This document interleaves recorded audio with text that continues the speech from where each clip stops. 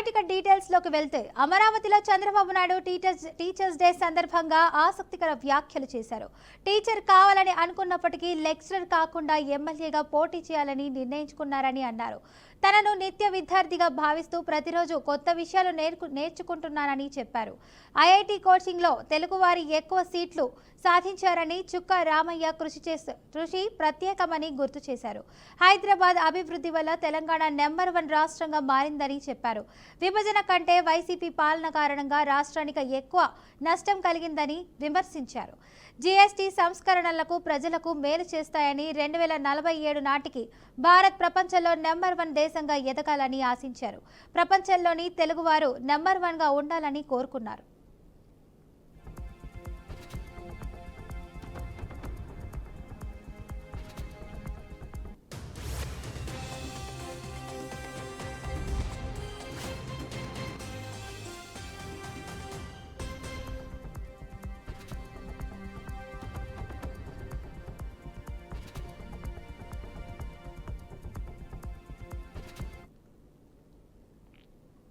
అలాంటి వినూత్నమైన ఆలోచనలకి మీరు నాంది పలికారు. నేను కూడా అనునిత్యం స్టూడెంట్ని, నేర్చుకుంటూనే ఉంటాను. ఈరోజు ఇక్కడికి వస్తే మీరు ఏదైనా ఒకటి గుర్తొస్తే అది నేర్చుకొని ఇది ప్రజలకు ఏ విధంగా ఉపయోగపడుతుందో నేను ఆలోచించి దాన్ని అమలు చేయడానికి ప్రయత్నం చేస్తూనే ఉంటాను. కానీ ఈరోజు మనందరం కూడా డాక్టర్ సర్వేపల్లి రాధాకృష్ణన్,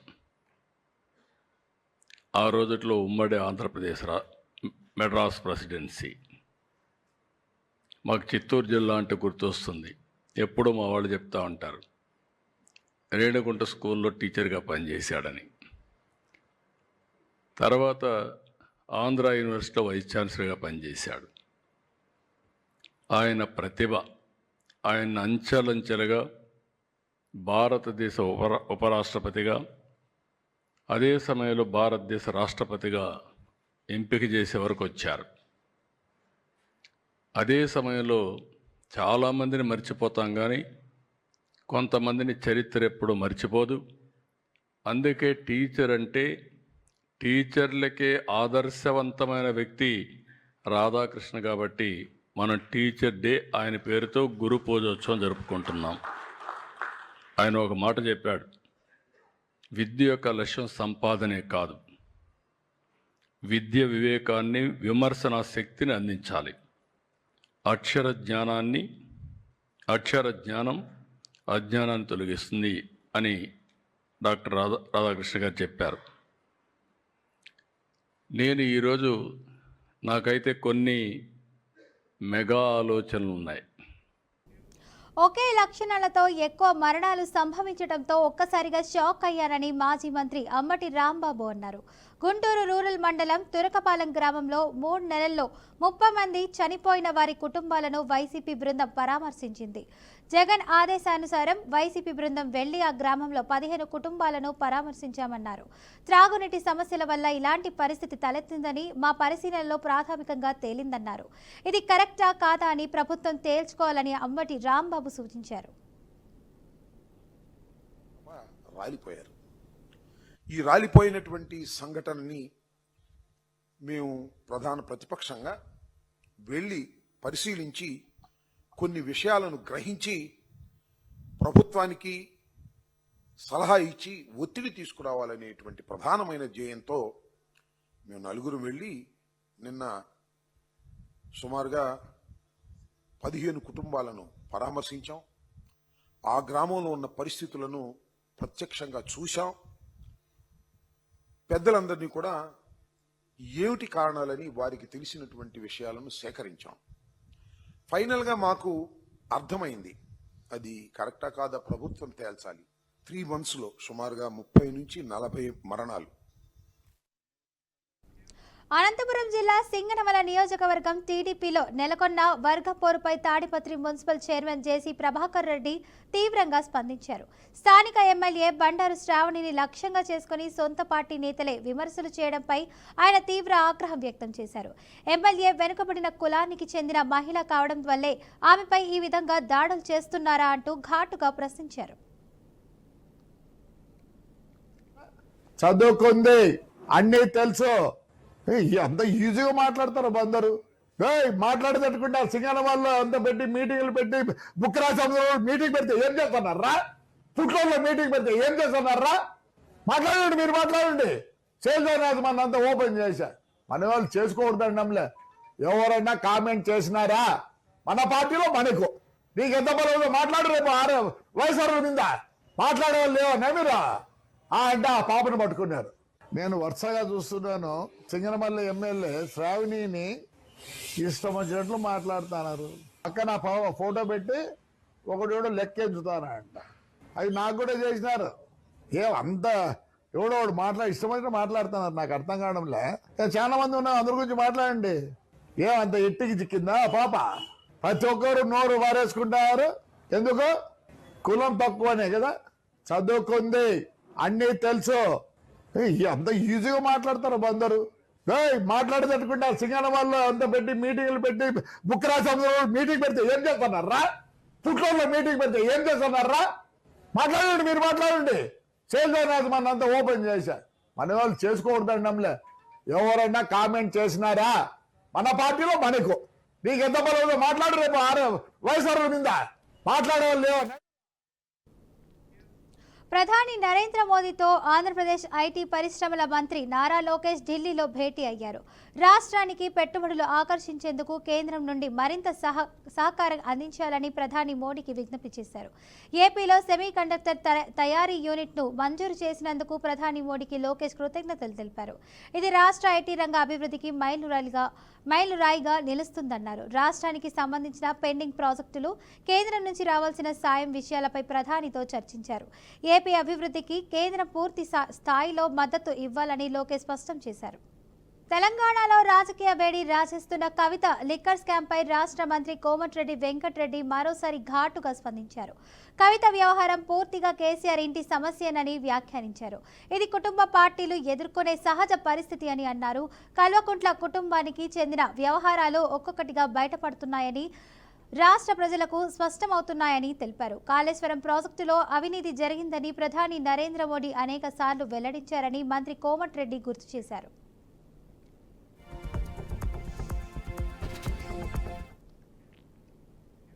కాంగ్రెస్ ఎమ్మెల్యే కడియం శ్రీహరి సంచలన వ్యాఖ్యలు చేశారు. జాగృతి అధ్యక్షురాలు కవిత వల్లే బీఆర్ఎస్ కు రాజీనామా చేసినట్లు తెలిపారు. లిక్కర్ స్కామ్ కేసులో కవిత అరెస్టుతో బీఆర్ఎస్ నుండి బయటకు రావాలని అనుకున్నట్లు చెప్పారు. అవినీతి పరులతో ఉండలేక పార్టీని వీడినట్లు స్పష్టం చేశారు. కల్వకుంట్ల కుటుంబంలో అవినీతి సొమ్ము పంపకాల పంచాయతీ జరుగుతుందని అన్నారు. గత 10 ఏళ్లు ధరణి పేరుతో భూములను కబ్జా చేశారని, అధికారం అడ్డుపెట్టుకొని తెలంగాణను దోచుకున్నారని చెప్పారు. అది ఆస్తి పంపకాలకు సంబంధించినది మాత్రమే. గత 10 సంవత్సరాలు అధికారంలో ఉన్న కల్వకుంట్ల కుటుంబం తెలంగాణ వనరులన్నింటినీ కూడా విపరీతంగా దోచుకున్నారు. ధరణిని అడ్డం పెట్టుకొని 1000 ఎకరాల భూమిని కబ్జా చేశారు. కాళేశ్వరాన్ని అడ్డం పెట్టుకొని 1000 కోట్ల రూపాయలు సంపాదించుకున్నారు. ఇప్పుడు ఆ 1000 కోట్ల రూపాయలను పంచుకునే క్రమంలో, 1000 ఎకరాల భూములను పంచుకునే క్రమంలో వాళ్ళ కుటుంబంలో గొడవ జరుగుతున్నది. కల్వకుంట్ల కుటుంబం తెలంగాణ పైన పడి దోచుకున్నది. అందుకనే ప్రజలు వాళ్ళని పక్కన పెట్టారు. ఇప్పుడు కల్వకుంట్ల కుటుంబంలో జరుగుతున్న పంచాయతీతోని ప్రజలకు సంబంధం లేదు, తెలంగాణకు సంబంధం లేదు, కాంగ్రెస్ ప్రభుత్వానికి, కాంగ్రెస్ పార్టీ కూడా సంబంధం లేదు. అది వాళ్ళ కుటుంబ పంచాయతీ, ఆస్తుల గొడవ మాత్రమే. దీన్ని ప్రజలు గమనించాలని చెప్పి నేను కోరుతున్నాను.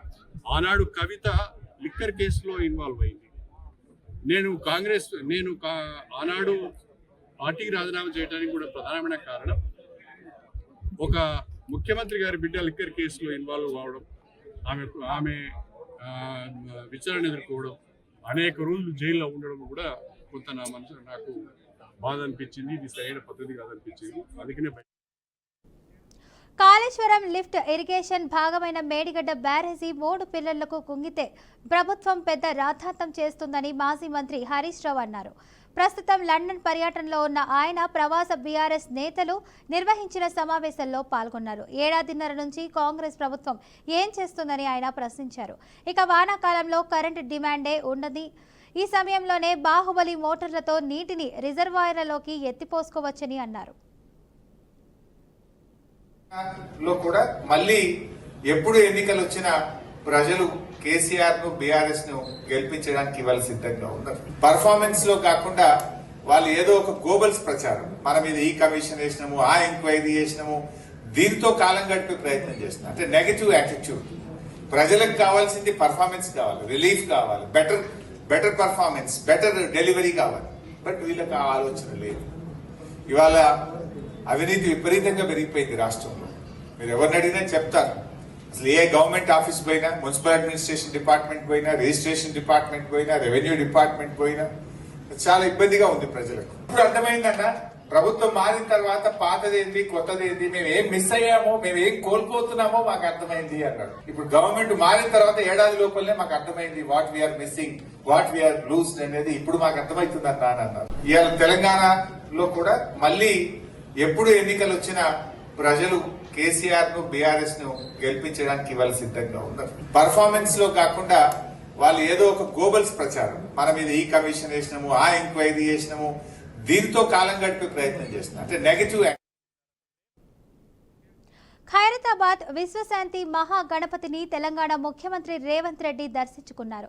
ఈ మేరకు ఉత్సవ కమిటీ సభ్యులతో పాటు జిల్లా ఇన్ఛార్జ్ మంత్రి పొన్నం ప్రభాకర్, స్థానిక ఎమ్మెల్యే దానం నాగేంద్రన్ ఆయనకు ఘన స్వాగతం పలికారు. అనంతరం సీఎం స్వామివారికి ప్రత్యేక పూజలు నిర్వహించి భారీ పూలమాల వేసి హారతిచ్చారు. ఈ సందర్భంగా అర్చకులు సీఎం రేవంత్ రెడ్డికి ఆశీర్వచనం ఇచ్చి తీర్థ ప్రసాదాలు అందజేశారు. 71 సంవత్సరాలుగా ఖైరతాబాద్ మహాగణపతి ఖ్యాతిని దేశవ్యాప్తం చేస్తున్న ఉత్సవ కమిటీ సభ్యులను ముఖ్యమంత్రి అభినందించారు. 69 అడుగుల గణపతి ప్రతిష్ఠించడం ఆసామాషి కాదని, వ్యవహారం కాదని అన్నారు. ఇక కార్యక్రమాన్ని ఒక్కరోజు చేయడమే తలకు మించిన భారమని, కానీ అంతటి మహత్కార్యాన్ని భుజాలపై వేసుకున్న ప్రతి ఒక్కరికి మనస్ఫూర్తిగా అభినందిస్తున్నానని అన్నారు. సంవత్సరం చేయడం, ఒక్కసారి చేయడమే కష్టమైన పని ఈ రోజుల్లో. కానీ 71 సంవత్సరాలు ఎన్నో రకాల పరిస్థితులు, ఈ మహానగరంలో ఎన్ని ఉపద్రవాలు వచ్చినా వాటన్నిటిని తట్టుకొని నిలబడి ఈనాడు పోటీ యుగంలో ఎంతో మంది పెద్ద పెద్ద గణపతి విగ్రహాలను ప్రతిష్ఠించిన ఖైరతాబాదు గణపతి దేవుడికి పోటీ లేదు, సరిరారు అనే విధంగా నిర్వాహకులు నిర్వహించుకుంటూ వచ్చిండ్రు. ఈ రోజు ఆనాడు పిసిసి అధ్యక్షుడిగా, ఈనాడు ముఖ్యమంత్రిగా మీ దగ్గరికి వచ్చి మీ సంతోషంలో ఈ ఉత్సవంలో పాల్గొనడం నాకు చాలా ఆనందాన్ని, సంతోషాన్ని కలిగించే కార్యక్రమం. ఈ రోజు మీకు అందరికీ తెలుసు, హైదరాబాద్ నగరంలో 1,40,000 విగ్రహాలని రోజు ప్రతిష్ఠించుకొని చాలా మంది గణేష్ ఉత్సవాలను నిర్వహించుకుంటున్నారు. దేశంలో ఎక్కడా లేని విధంగా ఏ రాష్ట్రంలో, ఏ నగరంలో గణేష్ ఉత్సవాలకు ఉచితంగా రాష్ట్ర ప్రభుత్వం విద్యుత్తు ఇచ్చిన సందర్భం లేదు. ఈనాడు తెలంగాణ రాష్ట్ర ప్రభుత్వము ఎక్కడ చిన్న చిన్న గల్లీలల్లో గణేష్ విగ్రహాలను ప్రతిష్ఠించుకున్న వాళ్ళందరికీ ప్రభుత్వం అధికారికంగా ఉచిత కరెంట్ ఇవ్వడం ద్వారా గణపతి దేవుడి యొక్క భక్తుల మనోభావాలను గౌరవించే విధంగా, అదే విధంగా శాసన మండలి సభ్యులు, శాసనసభ్యులు అందరూ కూడా ఎక్కడ ఏ సమస్య వచ్చినా ఆ సమస్యకు సత్వరమే పరిష్కారం చూపించుకుంటూ ఎక్కడ చిన్న చిన్న చెదురుమదురు సంఘటనలు జరగకుండా ఈ రోజు గణేష్ ఉత్సవాలను పూర్తి చేసుకున్నాం. ఈ రోజు ఈ ఏర్పాట్లకు ట్యాంక్ బండ్ మీదనే కాదు, వివిధ ప్రాంతాలలో ఎక్కడికక్కడ స్థానికంగా గణేష్ నిమజ్జనానికి రాష్ట్ర ప్రభుత్వం ఏర్పాట్లు చేసిండ్రు. అందరూ ఒకే సమయంలో ఎక్కువగా వచ్చే హడావిడి జరగకుండా. ఇక హైదరాబాద్లో గణేష్ నిమజ్జనాలకు సర్వం సిద్ధమైంది. 303 కిలోమీటర్ల మేర గణేష్ శోభాయాత్రలు కొనసాగనున్నట్లు అంచనా వేస్తున్నారు. నిమజ్జనం కోసం జీహెచ్ఎంసీ ప్రత్యేక ఏర్పాట్లు చేసింది. 13 కంట్రోల్ రూమ్లు ఏర్పాటు చేసి 30,000 మందితో పోలీసు బందోబస్తు, 160 యాక్షన్ టీంలు పనిచేస్తున్నాయి. నిమజ్జనం కోసం 20 ప్రధాన చెరువులు, 72 కృత్రిమ కొలనులు, 134 క్రేన్లు, 259 మొబైల్ క్రేన్లు సిద్ధం చేశారు. హుస్సేన్ సాగర్లో 9 బోట్లు సిద్ధం. 200 మంది గజ ఈతగాళ్లు, శానిటైజేషన్ కోసం 14,486 మంది సిబ్బందిని ఏర్పాటు చేశారు. అలాగే 56,187 విద్యుత్ దీపాలు ఏర్పాటు చేశారు.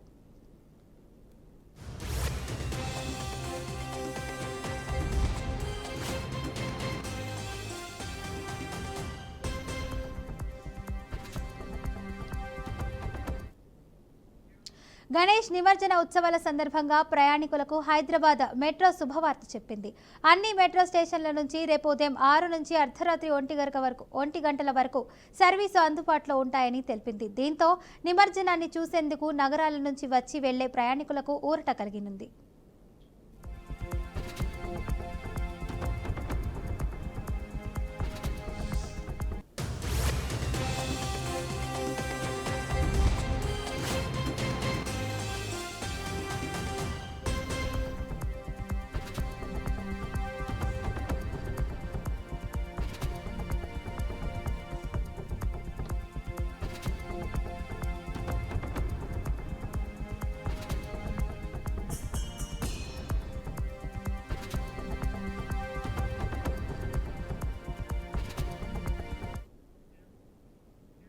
రాష్ట్ర ప్రభుత్వం ఆరోగ్యశ్రీ పథకాన్ని పేదలకు దూరం చేసేందుకే ట్రస్ట్ నుంచి తప్పించి ఇన్సూరెన్స్ కంపెనీలకు అప్పగించిందని వైసీపీ రాష్ట్ర మహిళా ఉపాధ్యక్షురాలు జంబలమడక నాగమణి ఆరోపించారు. గతంలో ఇది ఇన్సూరెన్స్ కంపెనీల చేతిలో ఉండేదని, అయితే అప్పటి ఐఏఎస్ అధికారి నాగులపల్లి శ్రీకాంత్ ట్రస్ట్ పరిధిలోకి తేవడంతో మంచి ఫలితాలు వచ్చాయని, తమ ప్రభుత్వం కూడా ఇదే కొనసాగించిందని అన్నారు. పేదలకు కార్పొరేట్ వైద్యాన్ని అందుబాటులోకి తెచ్చిన దివంగత వైఎస్ రాజశేఖర్ రెడ్డి ఇప్పటికీ ప్రజల హృదయాల్లో చిరస్థాయిగా నిలిచిపోయారని అన్నారు. కానీ అదే ప్రజలకు రోడ్డు మీద పడేసి దళారులకు ఆరోగ్యశ్రీ పథకం అప్పగించేందుకు కూటమి ప్రభుత్వం ఇన్సూరెన్స్ కంపెనీలకు దారదత్తం చేసిందని ఆరోపించారు. ఆరోగ్యశ్రీ పథకాన్ని ప్రభుత్వ ఆధీనం నుంచి ప్రైవేట్ ఇన్సూరెన్స్ కంపెనీ చేతుల్లో పెట్టడం అన్నది చాలా బాధాకరం అండి. ఇదివరకు కూడా ఇన్సూరెన్స్ కంపెనీ ప్రైవేట్ ఇన్సూరెన్స్ కంపెనీల చేతిలో నడిచేటప్పుడు దాన్ని గుర్తించి ఐఏఎస్ ఆఫీసర్ నాగులపల్లి శ్రీకాంత్ గారు ఈ స్కీమ్ని ట్రస్ట్ మోడల్లోకి మార్చారు. ఈ ప్రైవేట్ వాళ్ళు చేసి అవకతవకలు వాళ్ళ ద్వారా జరిగే నష్టాలని గుర్తించి ట్రస్ట్ మోడల్లోకి మార్చారు. అదే ట్రస్ట్ మోడల్లోకి జగన్మోహన్ రెడ్డి గారు కూడా దాన్ని అదే ఇంప్లిమెంట్ చేసుకొచ్చారు. దాని ద్వారా ఈ వైద్య సేవలు కావాల్సిన పేషెంట్లకి 100% న్యాయం జరిగేది. వాళ్ళ ఏ ఇబ్బందులు పడకుండా వాళ్ళకి న్యాయం జరిగేది. ఇన్సూరెన్స్ ద్వారా అంటే ప్రజల ఆరోగ్యానికి భరోసా అన్నది ఉండదు. అదే ట్రస్ట్ ద్వారా అయితే ఖచ్చితమైన భరోసా ఉంటుంది. ఎందుకంటే ఇన్సూరెన్స్ వారి ద్వారా అయితే 24/7 వాళ్ళ డాక్టర్స్ వాళ్ళ ఆధీనంలో ఉంచుకొని వాళ్ళు చెప్పిన వాళ్ళకే ఈ సేవలు అందజేస్తారు. అలాగే ఎన్టీఆర్ జిల్లా నందిగామ మండలంలోని పెద్దవరం సహకార వ్యవసాయ సేవా సంఘంలో భారీ ఆర్థిక కుంభకోణం వెలుగులోకి వచ్చింది. ఈ సంఘానికి కార్యదర్శిగా పనిచేస్తున్న గుండం ఎల్లారెడ్డి రైతుల పేరిట నకిలీ బిల్లులు సృష్టించి సుమారు 2 కోట్ల రూపాయల మేర ప్రభుత్వ నిధులను వృధా చేస్తున్నట్లు ఆరోపణలు వస్తున్నాయి. గుండం ఎల్లారెడ్డి అధికార పదవిని దుర్వినియోగం చేస్తూ నకిలీ బిల్లులు సృష్టించి వాటి ద్వారా నిధులను తన వ్యక్తిగత ప్రయోజనాలకు వాడుకుంటున్నట్లు తెలుస్తుంది. ఈ విషయంపై ఇటీవల వచ్చిన ఫిర్యాదులపై అధికారులు స్పందించి విచారణ ప్రారంభించారు. ప్రాథమికంగా నిర్వహించిన ఆడిట్లో 2 కోట్ల రూపాయలకు పైగా నిధుల దుర్వినియోగం జరిగినట్లు గుర్తించారు. ప్రస్తుతం అధికారుల బృందం పూర్తిస్థాయి విచారణ కొనసాగిస్తుండగా గుండం ఎల్లారెడ్డిపై త్వరలో కఠిన చర్యలు తీసుకునే అవకాశం ఉంది. ఆయనను త్వరలోనే సస్పెండ్ చేయనున్నట్లు అధికారులు తెలిపారు. ఆయనపై ఫిర్యాదుల ఆధారంగా చట్టపరమైన చర్యలు తీసుకోనున్నారు. రైతుల నష్టాన్ని పూరించేందుకు ప్రభుత్వం చర్యలు తీసుకుంటామని ఆశిస్తున్నారు.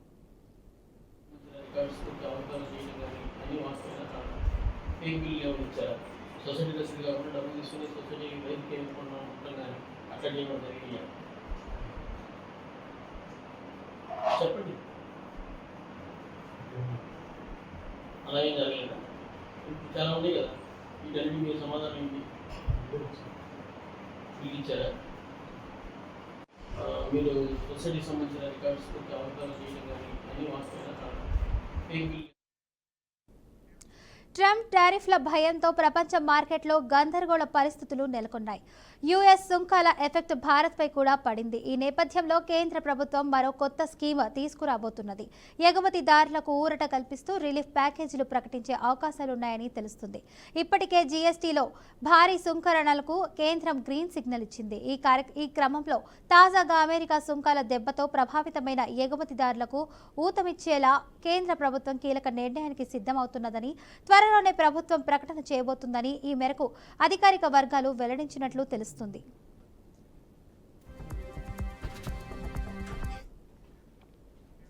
ఓటరు నమోదు వ్యవహారంలో కాంగ్రెస్ పార్టీ అగ్రనాయకురాలు సోనియా గాంధీ తాజాగా న్యాయపరమైన చిక్కులను ఎదుర్కొంటున్నారు.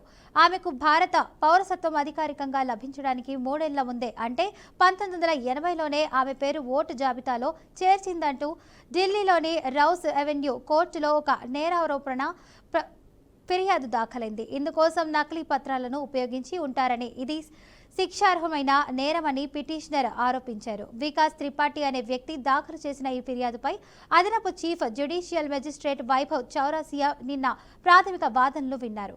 అనంతరం తదుపరి విచారణ సెప్టెంబర్ 10వ తేదీకి వాయిదా వేశారు.